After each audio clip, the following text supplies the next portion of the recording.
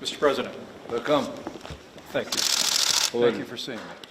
ڕێککەوتنی نێوان تورکیا و ئەمریکا بۆ ڕاگەیاندنی ئاگربەست لە ڕۆژئاوای کوردستان کاردانەوەی فراوانی بەدوای خۆی داهێناوە.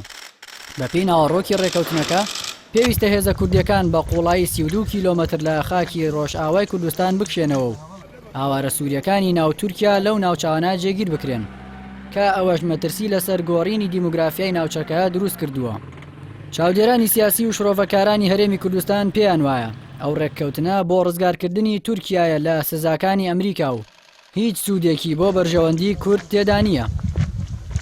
خۆی بەشێکی ئەوەی کە نەمەتوانیوە سوود لە گۆڕانکاریە نێودەوڵەتیەکان وەرگین گۆڕانکاریە ئەقلیمەکان وەگرین بەشێکی پەیوەندی بە وجودی خۆمانەوە بوونی خۆمان قیادەی سیاسی خۆمان کورد ئامادەی تەواوی نەبووە توانایان نەبوو گوتاری موحەدیانە لە گوتاری بەشان هەبێت و جۆرێک لە جۆرەکان دابەڕان و ئیلتیزامکردن بە ڕای وڵاتانی ترەوە بەدان تورک عەرەب فارسوانەی وای کردو کە مەسەن کورد هەمیشە وەکو پاشکۆیەکی ئەو لایەنانە دەرکەوێت نەگۆکو جەمسەرەکانی قەزەکان. خاڵەکانی ڕێکەوتنامەکەی نێوان تورکیا و ئەمریکا تەواوی داواکاریەکانی ئەنقەرەی تێدا جێکراوەتەوە کە پێش دەستپێکردنی لە شێرکێشەکانی ڕایگەیاندبوون. تەنها شتێک کە لەو ڕێککەوتنە بۆ کورد سوودمەندە ڕاگرتن و کەمکردنەوەی قەتڵ و عامی هاوڵاتیانی کوردی ڕۆژئاوای کوردستانە. ئەوەندەیە کورتوانەکەی ئەوەندەیە یعنی کەس نایەت بەڕاستی بەدەنگتەوە ئەگەر تۆ خۆت گەورە نەبیت و گەورە نەکەی بۆ ئێمە گەورەین ئەگەر بێت و واز لە دابەشکاری حیزبایەتی و ناوچەی و چیۆم شتانە بێنین.